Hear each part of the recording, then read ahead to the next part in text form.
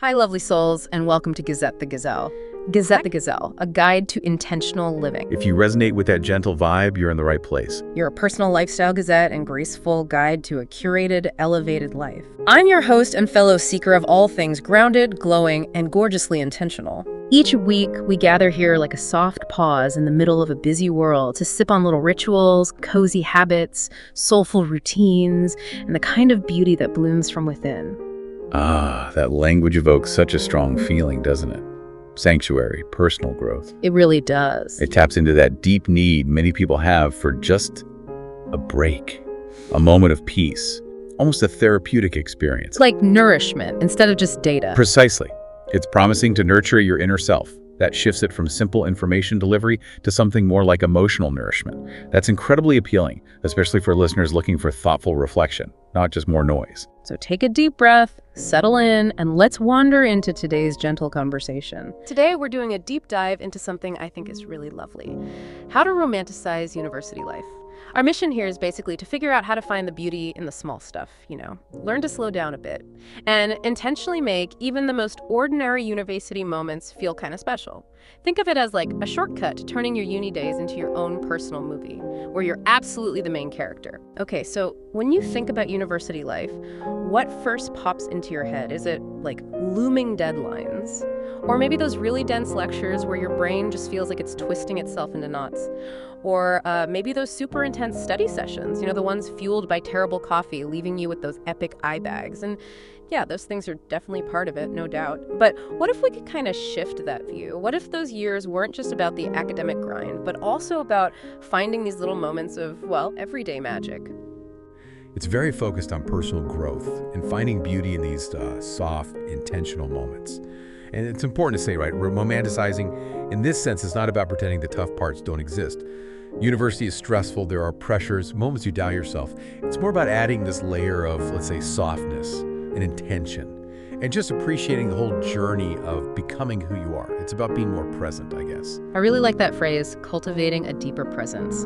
So whether you're, deep in the middle of lectures right now, or maybe you're just getting ready to start uni, or even if you're just curious about living a bit more intentionally day to day, this deep dive is definitely for you. We're going to unpack some really nice ideas that can help transform your whole experience, make it feel less like just ticking boxes and more like collecting these unforgettable scenes. Let's find that magic. Okay, so let's start with something super personal. Curating your morning routine. We all know those early starts, right? That 8 a.m. class can feel like a genuine uphill battle. Oh, definitely. But the source suggests that starting your day with these tiny intentional rituals can really change your whole outlook. It's about these little acts of self-care that feel almost like a secret treat. Like imagine reaching for your favorite coffee mug. Maybe it's a bit chipped, but it's your cute mug, Yeah, the special one. Or putting on a calming playlist, maybe something instrumental, just to ease into the day gently. Or maybe taking just a couple of extra minutes to mindfully do your skincare, really feel it, even just 5 minutes of journaling.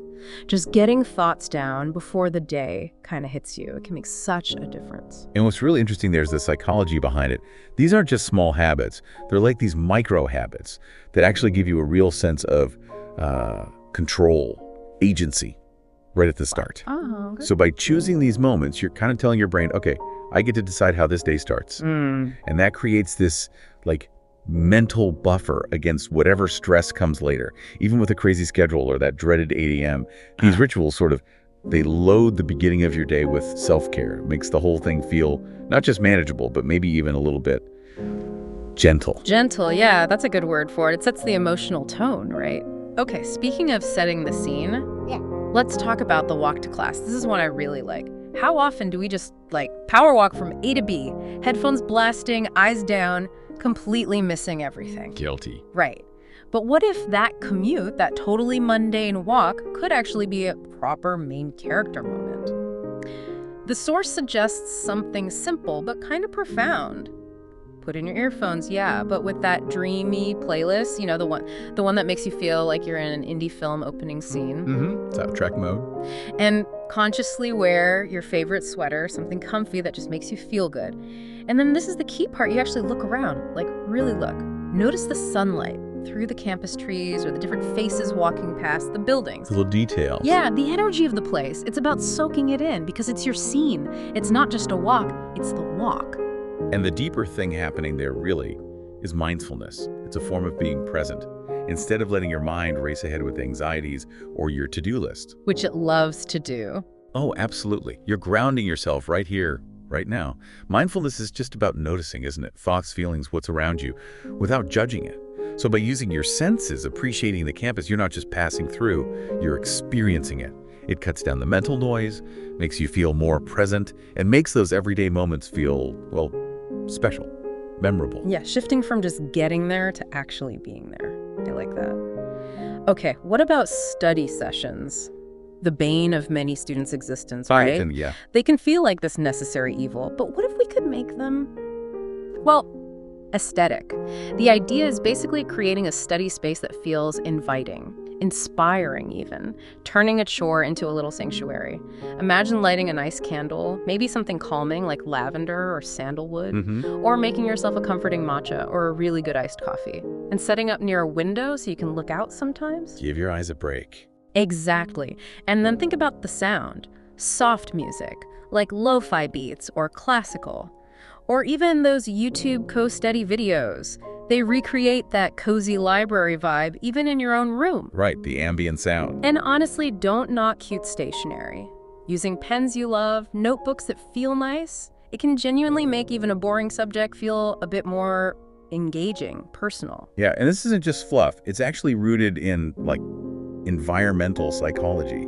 When you consciously make your study space pleasant, you're basically giving your brain positive cues for focus. Ah, okay. Makes sense. If your surroundings feel supportive and comfy, you're less likely to put things off or dread starting. Creating that positive vibe can help you get into that flow state, where you're just absorbed in what you're doing. It makes it less of a drag, helps you concentrate, and kind of turns studying into this act of dedicated learning, almost self-care. Making the environment work for you, not against you. Precisely. Okay, this next one might feel a bit counterintuitive, especially at uni where everything seems so social. Romanticizing solitude. University life is often painted as this constant social world, but there's so much value in embracing alone time. Often overlooked value. Definitely. The source encourages seeing it as a deliberate choice, a peaceful vibe, not something to run away from. So grabbing lunch alone, maybe just take a second to actually taste your food, notice the quiet around you, spending time solo in the library, bring a book you're excited about, find a comfy corner, maybe people watch a little, or just journal freely. The main idea is learning to genuinely enjoy your own company, discovering that actually you're pretty good company for yourself. These quiet moments, they can be really profound, really formative. And that touches on something really important. Emotional resilience. Self-discovery. In a world that's always looking outwards for validation, choosing solitude helps you build a stronger inner sense of self, like an internal locus of control. You learn to manage your own feelings, find peace from within, draw strength from yourself. It's not about being isolated, it's about building a secure relationship with yourself. So your happiness doesn't just depend on who you're with. You find this contentment that proves, yeah, you are fun to be with, just you. That's a powerful skill to build. And kind of related to that personal comfort, let's talk clothes. Dressing. Often we just dress for the weather, right? Yep. Or maybe just to blend in. Function over form sometimes. Yeah. But the source suggests thinking about it differently. Dress for the mood, for how you want to feel. Choose clothes that make you feel genuinely good about yourself. It's about expressing yourself authentically. Maybe it's that super soft knit jumper that feels like a hug on a chilly day. Or a pair of simple gold hoops that add just a little bit of sparkle. Yeah. Or that cool tote bag you found thrifting that just feels you. Yeah, the little things. The point isn't about being fancy or dressing up for others. It's about feeling comfortable, confident, just yourself in your own skin. It's a small daily act, but it can really boost your confidence for the whole day. And it's interesting how that connects to self-efficacy, your overall well-being. When you feel good in what you're wearing, it really does affect how you see yourself and how you interact with the world. It's not vanity. It's actually a subtle kind of mood regulation. Oh, interesting. Yeah, choosing clothes that reflect how you feel or how you want to feel reinforces your identity and comfort. And that feeling secure and happy is key, right? It's about honoring yourself and projecting that comfort outwards. It creates a positive loop. I like that. A positive loop. Okay, next up, making friend moments feel like actual scenes. Because they really are, aren't they? These aren't just casual hangout. They're the moments that build your university story. The key scenes in your movie. Absolutely. The core memories. The source encourages us to be really present, really intentional in those social times. Turn them into something cinematic. Think about those unplanned night walks after dinner.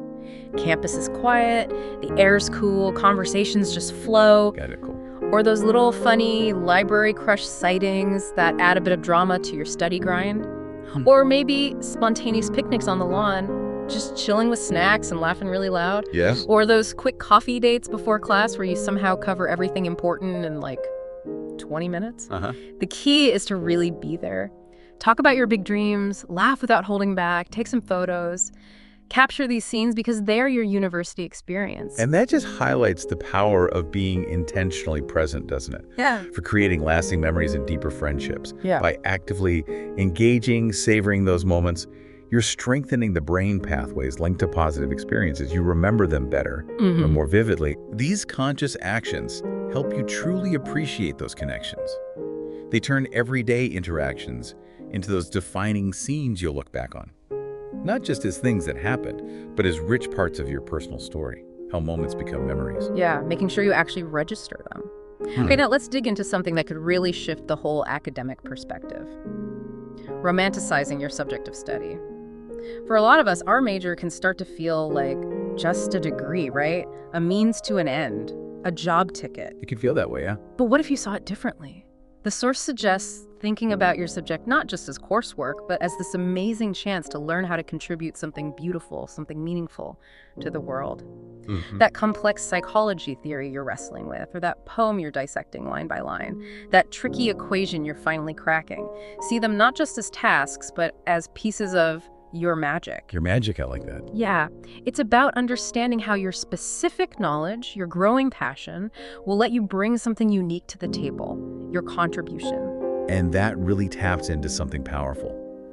Intrinsic motivation, finding purpose in your learning. When you romanticize your subject like that, you connect your studies to something deeper, passion, contribution. It stops being just homework. Exactly. It transforms learning from just a task into something that feels more like a calling. You're not just absorbing info, you're seeing how it empowers you to make an impact. This ignites that sense of purpose, making studies feel less like an obligation and more like something you're genuinely invested in. It becomes part of your magic, finding the why. That reframes the whole thing, from chore to calling. Okay, and what about those rainy days, or just lazy days? We often feel kind of guilty if we're not constantly productive at uni, right? Always doing something. Oh, the productivity guilt is real. Totally. Yeah. But the source beautifully pushes back on that and encourages us to romanticize the quiet, slower moments too. Just picture it, wrapped in a big, comfy hoodie, cup of hot tea, maybe watching lectures from bed while it's raining outside. Cozy, very cozy. It's a whole vibe, isn't it? It's about consciously embracing those pauses, allowing yourself to rest, to reflect, and recognizing that these slower days, these introspective moments, are just as much a part of the university plot as the busy ones. They're not wasted time. Not at all. They're essential. And this focus is so important for building self-compassion, actually, and for letting your brain integrate everything. In our culture, that just praises being busy all the time. Right. Hustle culture.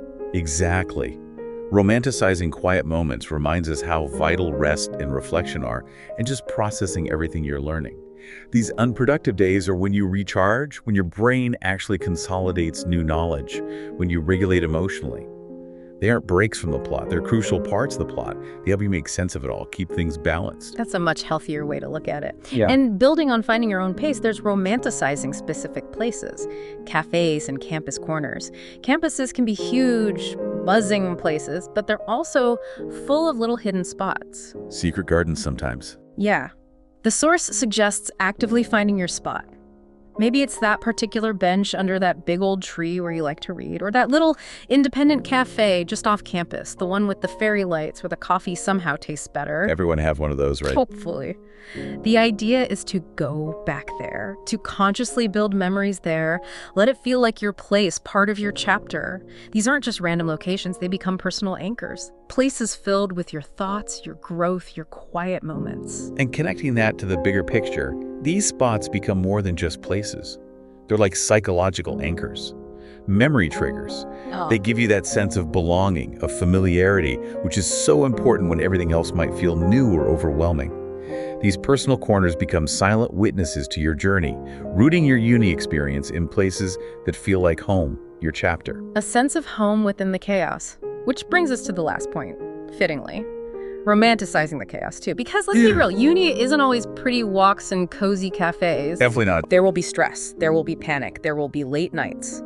The source acknowledges this directly. Like cramming for that exam you maybe didn't prep enough for. I've all been there. Pulling an all-nighter with way too many snacks and the inevitable eye bags the next day. Sick. But here's the advice. Find the humor in it. Laugh about it. Maybe not right then, but later. Perspective helps. Because, honestly, hindsight shows us these are often the stories we tell later. With a smile, usually. This chaos, these struggles, they're actually essential to the plot. They make your university story uniquely yours. Messy, wild, but yours. And that touches on resilience, right? And how we frame our narratives. By acknowledging the tough stuff, even finding humor in it, you're not just surviving it, you're turning it into part of your story.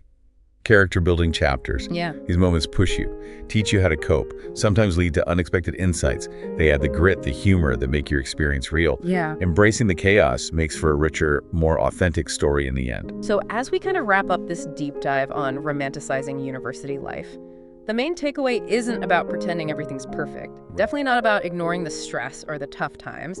It's more about making a conscious choice to look at your life, especially this uni journey, with a bit more softness, curiosity, appreciation. And just remembering that you are actively growing through all of this, learning, becoming your own person.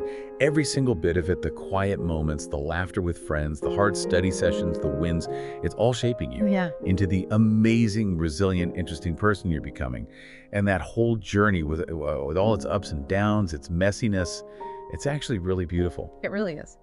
So as you go about your day, or maybe as you're thinking about starting university, here's a final little thought to take with you, which is just one small, ordinary moment in your day, today or tomorrow, that you could intentionally try to turn into a beautiful scene. Just one. Maybe pause, take a deep breath, and go find your unique magic in it.